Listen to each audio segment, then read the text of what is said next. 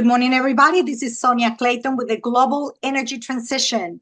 And today we are here to introduce the 2024 series of Geoscientists Reskilling Alternative Pathways to Alternative Careers, an interesting topic that will enlighten all of the job seekers in this field.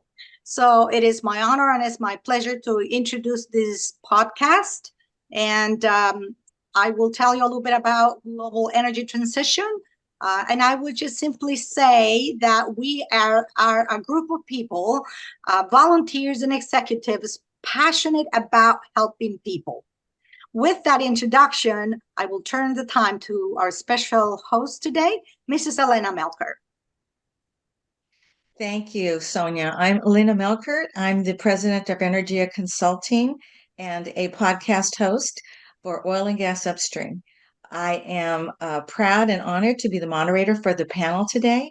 And so as we launch, perhaps we can ask one of the leads of our International Committee for Global Energy Transition to give us a brief overview of the International Committee and the role of this organization.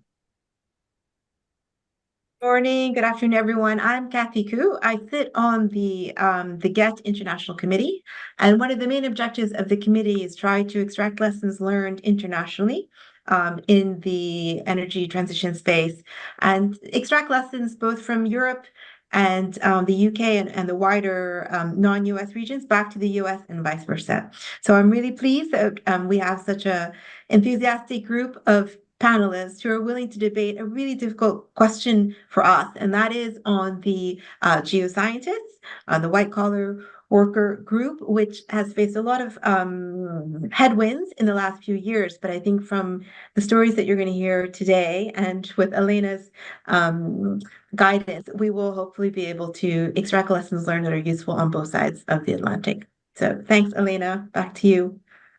Thank you, Kathy. Absolutely. And just to provide a very clear statement of the session, the global energy transition presents both challenges and opportunities for white-collar workers, particularly those who have trained as geoscientists. And while the speed at which the energy transition occurs varies depending on the region, it's clear that those seeking opportunities either in or outside of the fossil fuel sector face various pathways and choice points towards landing new employment opportunities. And so now we'll go into the panel discussion, and each panelist will have 5 minutes to self-introduce and to share a few key points along the theme. I will begin with Caroline Walkman. Caroline? Hi, thanks, Elena. So just a brief introduction. So I'm the Carbon Management Certification Lead at Oxy. Previous to that, I spent 15 years with ExxonMobil and led multiple cross-functional kinds of teams. We evaluated resources worldwide, looking at exploration, development, and production. I pivoted to carbon capture and sequestration as the Director of Energy Transition for a small private equity-backed firm in 2022. And then pivoted to Oxy. I'm also a licensed professional geologist. I have a master's degree in geology from the University of Wisconsin-Madison and an undergraduate degree from the College of William and Mary. And so I'll leave it there and pass it on to the next person. Very good. Thank you, Caroline. And now we'll go to Jack Level. Jack. Thank you very much. So I am not a geoscientist actually by training.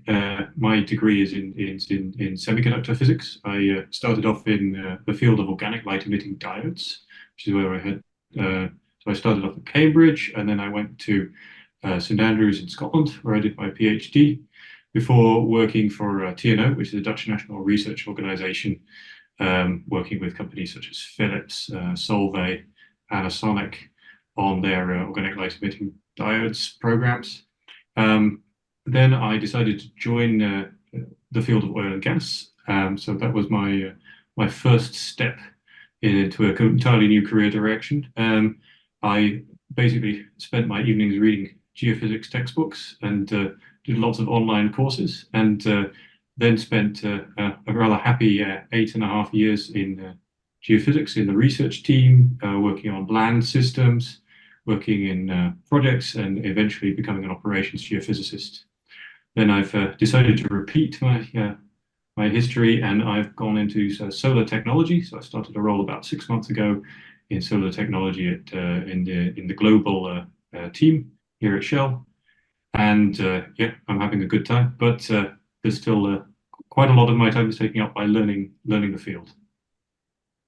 Great, thank you, Jack. I appreciate your self-introduction. And now we go to Padmakar Deo.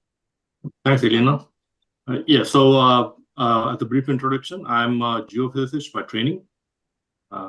Spent my entire career in geoscience in oil and gas, really, with previous 15 years with ExxonMobil and prior to that with Baker Hughes. So currently I'm working with a small company which kind of had a transition into the wind farm renewable sector with a company called TDI Brooks and doing the geotechnical and shallow hazard studies and also some hydrography. So it's a change from conventional oil and gas exploration to something of a near surface or wind farm renewable space. So I've been in the industry for a long time and have multiple roles across the board with geoscience. Great, thank you. And Derek Adams. Derek? Good morning, everyone, or good afternoon, or good night, or whenever you're tuning into this podcast. Derek Adams. I'm the CEO and co-founder of a company called EarthBridge Energy. We're a clean tech startup. We're developing a geothermal energy storage technology to save wasted renewable power for when it's needed, wherever it's needed. My background's in geoscience as well. PhD was geochemistry, and then I came out of school to work for Exxon for about 10 years. Wide variety of roles, kind of a real generalist in terms of seeing, kind of across the upstream, exploration, development, seismic, drilling, FE. I mean, the whole 9 yards. Really got a pretty broad exposure there to a ton of stuff, which frankly prepared me very well to start a company, especially one that's addressing a big challenge and kind of starting from a new, basically solving an old problem in a new way. But yeah, I would just say before I forget and make sure it's kind of put out there, is that many of the skills, I think, as a geoscientist, geologist, geophysicist, whatever you or your company calls you, are very transferable to other fields, not just within energy, but just about anywhere. You may not know it, but you're a project manager when you're doing prospect maturation and a slew of other things. So anyway, I'm sure we'll get into more of it, but happy to be here. Great, thank you, Derek. And if I could just share a little bit more, deeper perspective on my background. I'm a petroleum engineer, worked in the oil and gas upstream arena for the whole of my career, both in the private sector, in the public sector, federal government, both in operations and in research, and domestic and international. And one thing I'm hearing from the panelists' background is the notion that there's deep experience in the energy sector. Being in oil and gas exposes you to all factors of energy, and if you have some time in the energy sector, you can't but help understand and learn the whole energy concept worldwide. So the geoscientists and engineering, petroleum engineers, share this notion that energy is a special place, it's a different space, and there are lots of opportunities. The challenge is, I would say, is to sort of find them. So Carolyn, let's go back to you and the notion that you pivoted from oil and gas to CCS. So that's closely aligned, if you will, because of the subsurface engagement. But what was some of the challenges that you faced looking at these opportunities? I mean, how did you actually do it? How did you actually find a way to pivot? When we present our stories from the end, looking back, it seems like it was easy, but probably there were some challenges with respect to that. And what might be some advice or insights you might have for people who are considering a pivot of some time? Sure. Yeah. Thanks, Elena. So I think that one of the things that I think was really helpful for me was to do some do some research. And so sort of approach this problem like you would any other scientific problem using the scientific method. So you start by asking a question, which is, where do my skills fit? And then you do some research to try to answer that question. So I did that research partly online. There's lots of really great free resources on LinkedIn and on government websites and on non-government websites. Lots of webinars, lots of podcasts, lots of free events and conferences that have been held over or started up and been held over the past couple of years that can help you to get educated about the different types of energy. And so for me, that was the first stage of getting educated about, well, what other kinds, in addition to oil and gas, what other kinds of energy are out there?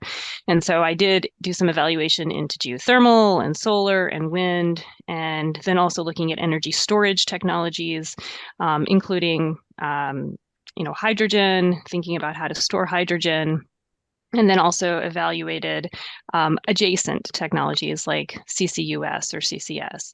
And so first step was doing some evaluation. The next step then was to think about, well, where do my skills best fit?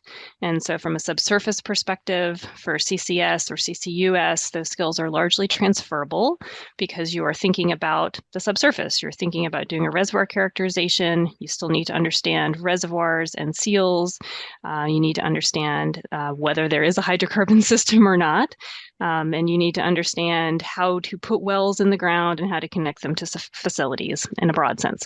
So those are the same kinds of skills that are used on exploration and development and production for oil and gas. Those same kinds of skills are used for CCS.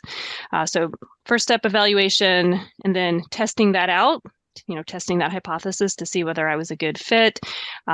Through mutual connections, was able to get a position where I was working for a small private equity backed company that was developing CCS projects and also hydrogen storage projects.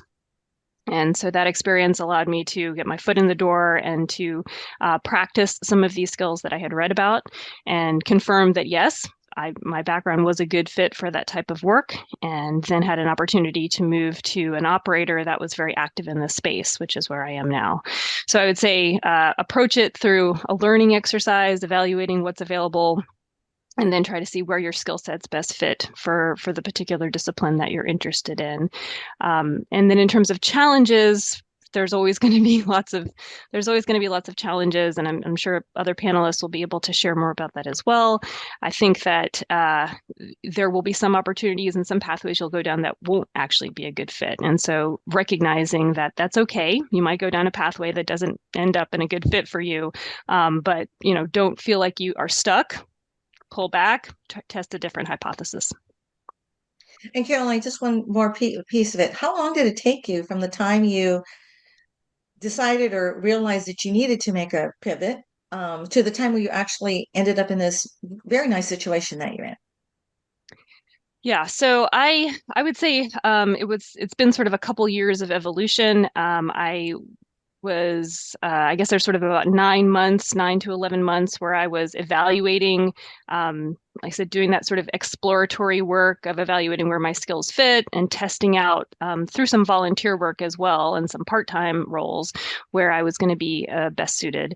There was about 9 to 11 months in there before I secured a full-time position where I was working on CCS and energy storage. And then just other kind of business reasons, I was had an opportunity to move to Oxy. So I guess it's over a couple of years time frame, but the first phase was about 9 to 11 months. Yeah. So while carbon storage, carbon capture, utilization and storage, CCUS, CCS, is not oil and gas. It takes carbon dioxide and injects it. It's the process of injecting it into permanent storage in the subsurface. So in terms of trends for employment, long-term, midterm, long-term, or whatever, what would you say to people about the potential there?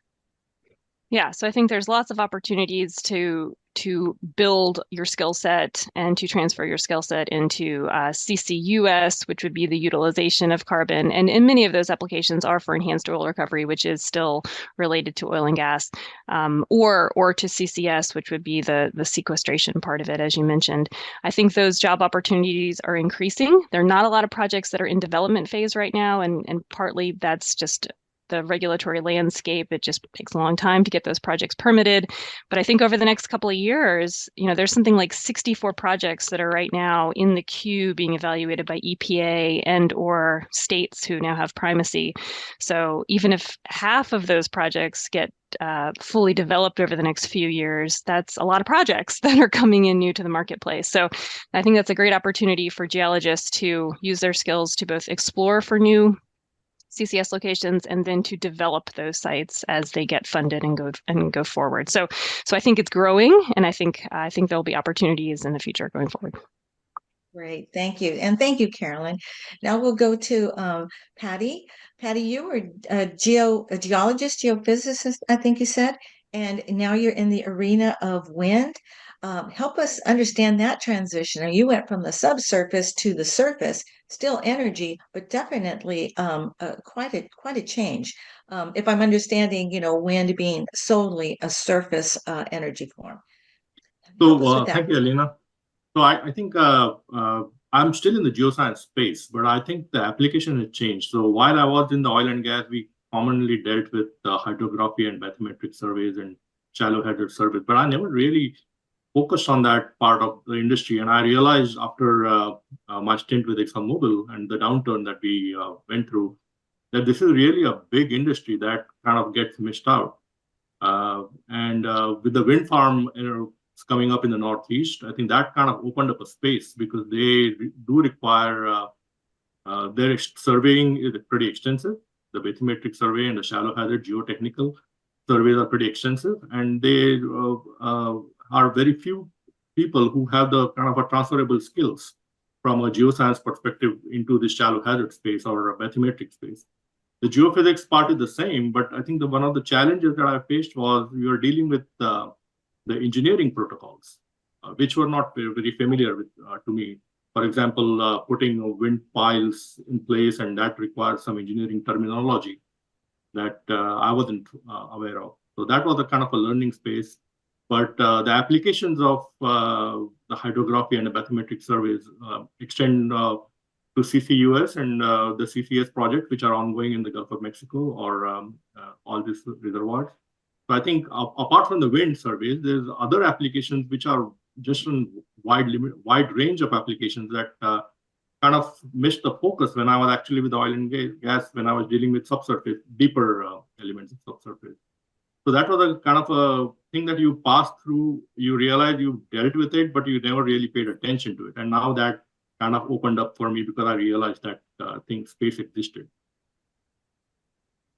So, and how long did it take you to get from go through your transition? Both the reskilling, the relearning, the realization that you had something to offer to this surface energy form as opposed to subsurface. So I think I would say about a year after the downturn in the industry. I did go through all these manuals and books and courses that you take over your career, and I realized this is a space which you constantly hear about job opportunities, which is in the geophysics or geoscience realm, but not really in the forefront as such as oil and gas.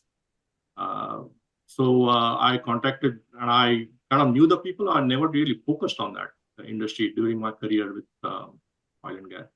And then I contacted some other people, and they were happy to take my skills right through. And went in the midst, of course, I had to do some contracting work in operations field, which my career was in the operations anyway, so that wasn't a big surprise. But this transition to the shallow hazard and the bathymetric space was in front of me, but never really clear. I had not really paid attention. But after you go through all your materials and you realize this space exists, which you passed by. Yeah. So in the oil sector, just to contrast this, in the oil and gas sector, one geologist, one geoscientist of any type of geoscience can manage, can advise on a very large area, geographic area. And petroleum engineers, to contrast, the engineering is very specific. You need far more engineers than you need geoscientists in development of oil and gas. how would you characterize that in wind? Is there some comfortable thing there? Are there that many opportunities, would you say, for geoscientists in the wind arena? I would say yes, because there's going to be a constant surveillance required, monitoring required, and the same goes for the CCUS project. There's going to be multiple wells drilled over the years for injection and monitoring, and that's going to generate lots of data, and somebody would have to actually go in and look at that data over months and years. So that space of monitoring would start up whenever the CCUS projects ramp up in speed. But the space exists for monitoring in CCUS as well as the wind energy, because the surveillance are required for cabling, for the piling of the towers. It's a constant evolution. So that space would exist as we ramp up the wind project as well. Good. Thank you. Thank you, Peppa. And Jack, share with us your evolution. You went through quite a few changes, and I'm not even sure I caught all of them. But help us to understand your thought process, your process in general. You know, the timeline, and how one decision led to the next with respect to your journey. Yes. Probably, yeah. So I came into the oil and gas industry. It was not my intended career path. I wanted to work in light emitting diodes and energy efficient lighting. But it got to a point where basically it became a solved problem. So the problem you were working on had been solved. Everyone has LED lights now. You know, people talk about how bright people's LED headlamps are. Every phone, they don't even advertise it as a feature. They have these OLED screens. Now you get the flexible ones. This was all the technology we were working on. And once you get to the point where certain companies had become market leaders, it was time to think how to apply my skills. Now there are things I could have gone into working for some very successful chip manufacturers in the Netherlands. I could have gone. A bunch of my colleagues were poached by Apple to work on their product development, so following the technology through from research phase into really putting into product. And I looked a bit broader than that. And as it happens, the oil price was $110 a barrel. So you need a little bit of luck, I feel, also, as well as having a plan. You need a little bit of luck. And at $110 a barrel, people would say, "Sure, you know, you're a physicist. We can make you a geophysicist." So so that was, you know, and I was very grateful because the company gave me a really intense 2 years of training. Where they threw everything at me, sent me on all sorts of field trips, I absorbed all of that. I was given some really good opportunities to get to grips with real projects. But then very quickly the oil price crashed, and things slowed down to a much more sedate pace. And I got to my first taste of the ups and downs in the oil industry. Now, I really enjoyed the work, but it became clear to me that while there are ups and downs and fluctuations, the overall activity level, to my mind, was decreasing. So some people have tried to quantify this. So there are estimates of how oil production and gas production will change in the future. And some of the estimates, I believe the IEA has put out an estimate saying that by 2050, oil production will be down by 50%, and 70%, and gas production will be down by 50%. And that will be that's assuming that people meet their climate pledges. Now they could go slow on that, but still we see a steady sort of downward trend. And I see my specialist colleagues, you know, slowly being squeezed out of the organization and being replaced with generalists who are, you know, you get more projects per person, so you always have plenty of work, but there are fewer people in each team, and these sorts of trends. So what I started thinking was, I need to focus on the parts of the geoscience job that I have, and Derek put this very well, that are transferable. So, you know, you get a lot of opportunities to do deep dives on subsurface work, or you can really focus on turning yourself into a bit more of a project manager. You can start looking at more commercial things, or things that will be more transferable. So I decided to get into project management of operations, and so operational HSC, and the seismic industry is a great microcosm for projects. You get these 2-year-long projects, and you go from the initial idea and you go all the way through to the end. And if you're building a wind farm, that's going to take 10 years. So you get the whole life cycle of a project relatively short, and you get to do every bit of it because it is in general managed by acquisition generalists rather than specialists at each stage, at least in our organization. So that was great. So I started looking for where to land next. So I tried to form some hypotheses, like Caroline suggested, and a lot of my colleagues, I have to say, are betting on CCUS. And I look at the number of wells that I think are plausibly going to be drilled in projects, and I say it's not going to keep everyone in work. So I think we need to spread out, guys. So if you're all going for CCUS, and then good luck to you. I think you've got great chances, but some of us need to go and find other things. And I've always been interested. I've had an interest in the electricity industry and energy into conversion, and of course I have a bit of a background in semiconductor physics.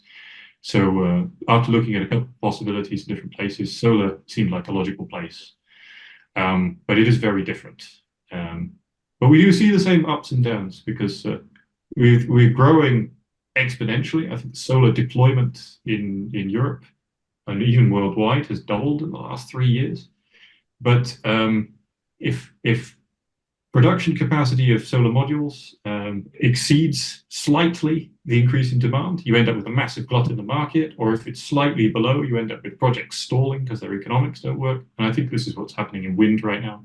No one has enough turbines. And I think until recently in solar, they were producing too many modules, so it was the other way around. But I expect these fluctuations to continue. But I think the trend is up. So it's not as well paid. Margins are thinner, I would say, in terms of long-term options to make the big bucks. But I think you also get the satisfaction of knowing you're making a difference to the climate, which I think we all do here on this panel. Very good. Wow, thank you. Rich in opportunity, but let me get to our last panelist and then we'll have an open round session. So Derek Adams, I saved you for last because your story is a little different from the rest. Go ahead and share. I won't reveal anything. You go ahead and share your story, please. Sure. Yeah. So I guess I was inspired to shift into entrepreneurship over my years at Exxon. I worked the Gulf of Mexico, and at least at ExxonMobil, it was in a lot of ways, well, sometimes a large team, sometimes a small team, but you were sort of operating as a company within a company because you're competing with a global portfolio of projects. And the GOM, frankly, was a tough place, right, compared to the Guyanas of the world to compete. And so, I got really kind of broad exposure to things like business strategy and partner negotiation, market analysis, competitor analysis, and you're of course a lean team in that case because there are not a lot of resources focused on that. So when I just basically the light bulb moment for me in starting EarthBridge was the realization that we actually waste a lot of renewable power because it's either available when there's no demand, and then when there's demand, it's unavailable. And so we needed a place to store that energy for long periods of time and lots of energy. I've been focused on the reservoir for most of my career, and I said, hey, that's a great place to store energy. Why don't we do that? And so that's what our company is focused on. We're developing a thermal energy storage technology that leverages the scale and size of a subsurface reservoir to store thermal energy. We're saving electricity, converting it to thermal energy, and then converting it back or using it directly. But so, yeah, I guess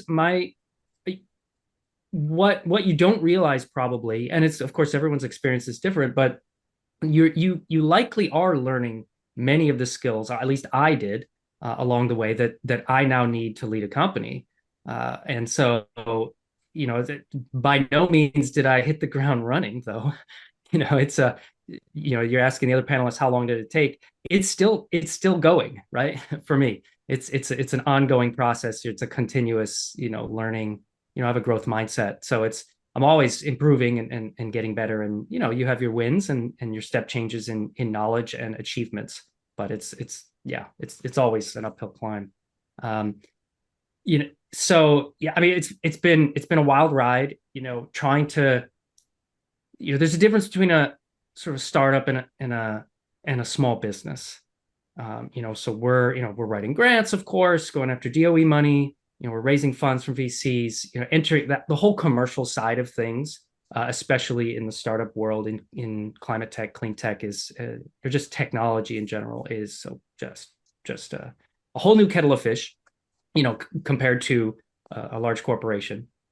But again, I think I can draw many parallels to my experiences, just kind of based on how we had to fight for dollars in ExxonMobil. So yeah, I guess I would say two things that both Caroline and Jack brought up, I think were really good points. And that is, most of us probably, if you're listening to this, you're trained as a scientist. Right? You're trained to critically think.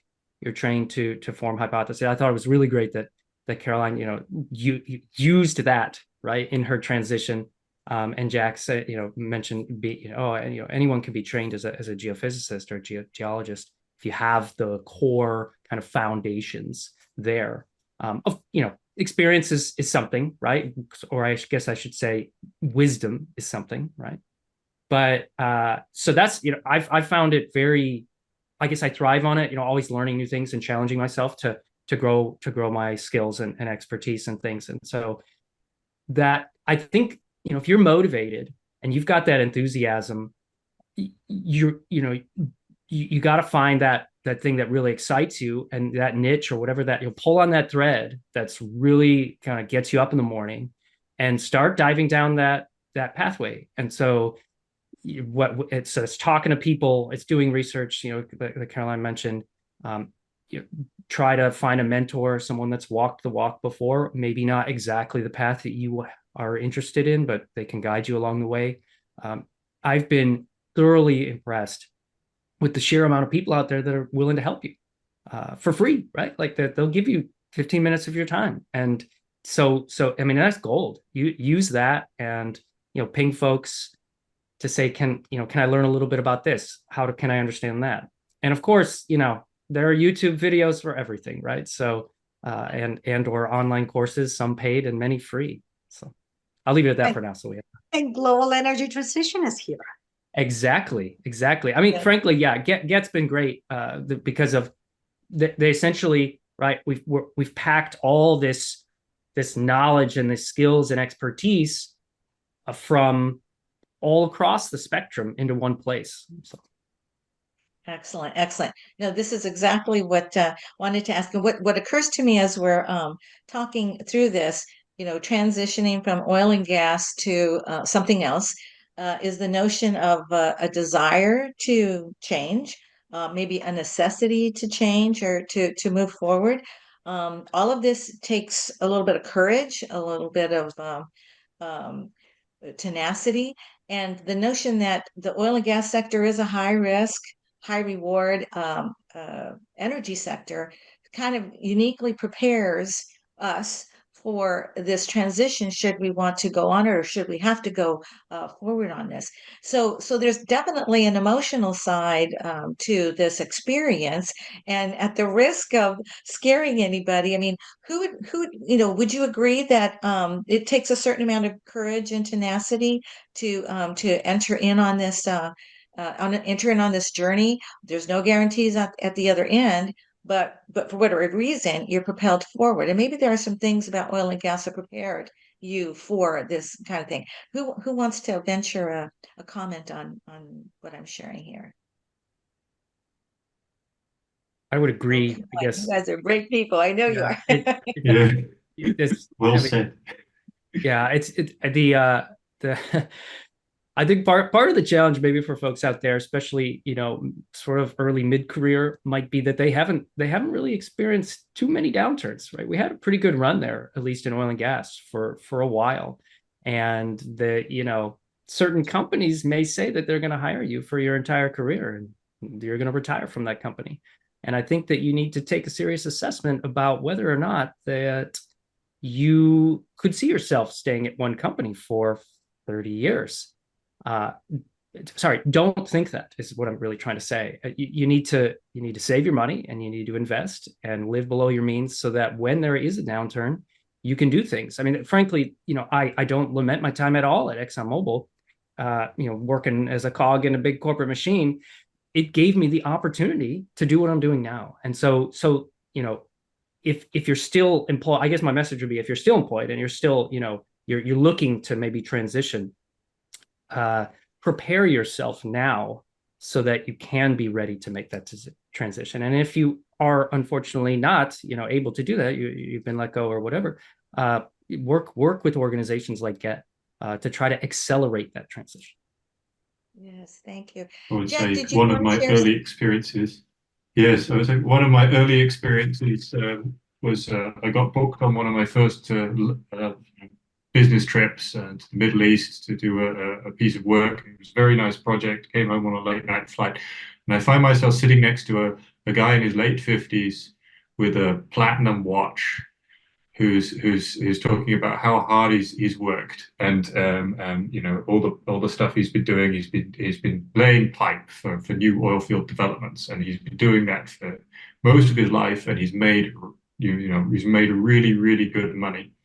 But at the end of it all, he's just managed to pay off his mortgage. He's got this, I don't know, $30,000 watch on, and he's got nothing in the bank, and he's not really in a position to reskill himself. So we shared a gin or tonic or two, but the thing I would suggest to everyone is, live within your means. Exactly, as Derek says, and think about, you should always, I think, in a high risk, high reward industry like the oil industry, you should be banking a little bit, and you should be thinking about, if I didn't do this, what would be my plan B, and then seize those opportunities that you get in your job to get those skills, which could be useful in another sector. And there are loads of them in the oil industry. So you don't have to like go, I'm going to go out and do build wind farms tomorrow. But think about what you would do and how you would get there.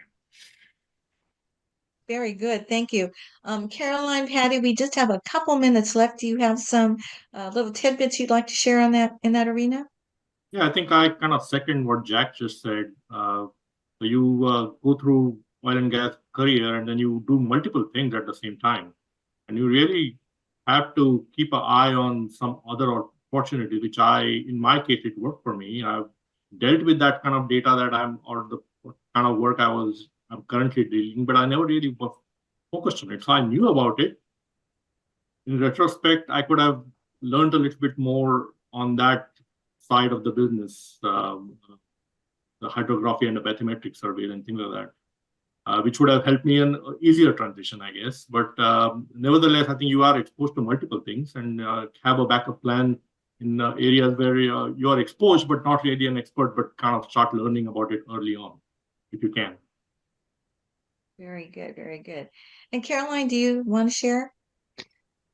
Sure. I'll echo Derek's comment that having a growth mindset is really important. So I think approaching this from a perspective of being curious and being willing to learn will take you a long way. Being open to help from others is also really important, whether that's through informal mentors or formal mentors or GET or any other organization. So I think a growth mindset is super important. And I think the other thing that was important is to know that nothing has to be forever, sort of also echoing what Derek said, that, you may go down a path and it may not be a great fit, and that's okay. You pivot again and you find the right one that fits for you, and you might ultimately have multiple careers by the time you're done with your career. Excellent, excellent. So one of the key elements we were going to talk about possibly was the international, but it seems to me that internationally the opportunities may be different, but the approach and what we might do as we pivot is possibly the same. So if I'm totally off base, tell me, but otherwise I would say that in general, your examples, that your journey and the things you faced are transferable to wherever you find yourself, domestically or internationally. Of course, this is an international panel, so when I say domestically, I mean unique to that part of the world. And so I'm not hearing anyone objecting to what I'm saying, so I think I'm on the right track there. Well, this has been a spin on it, fabulous. perhaps. Pardon? I could put a spin on it, perhaps. So I would say, yeah. So I would say each country. The energy transition is a much more local phenomenon than the international world of oil and gas when it comes to conditions. So the individual conditions for solar, wind, CCS, energy storage are different for every country. So if you're in a country with lots and lots of hydropower and pumped hydro storage, batteries are maybe not going to be a big part of the market. If you're in a country where they've already deployed all the windmills, then maybe you want to get into something else, or if you like operations and maintenance. Great, that's fantastic. But the other thing I would say is that it's incredibly important in the renewables to understand the engineering, which is a lot more stricter and more codified and often more national legislation dependent, and the incentives. And for me, I'm living in the Netherlands. It's incredibly important that I speak the language, which in an oil and gas job would not have been anywhere near as important.